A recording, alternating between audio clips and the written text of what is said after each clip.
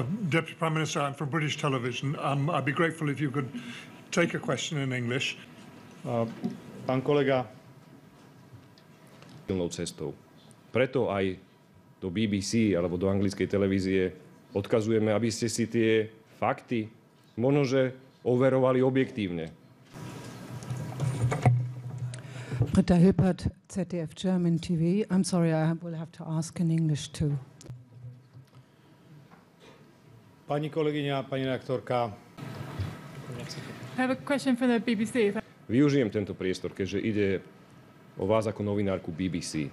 Ja som si včera prečítal článok, ktorý ste napísali o tejto udalosti a chcem vás veľmi úctivo požiadať, aby ste si fakty, o ktorých píšete, overovali. Aby ste nečerpali len z názorov politických komentátorov. Poviem vám prečo. Pretože vy ste vo včerajšom, neviem, či to ste boli vy, ale BBC uverejnilo informáciu o Robertovi Ficovi.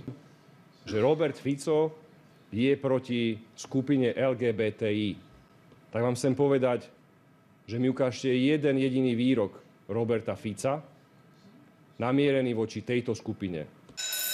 Kým sa progresívny Mišo rozhodne, či je dnes chlapec, dievča alebo vrtuľník, pre nás je rodová ideológia na školách nepriateľná a manželstvo jedinečný zväzok muža a ženy. Musím to povedať takto, že BBC klamalo.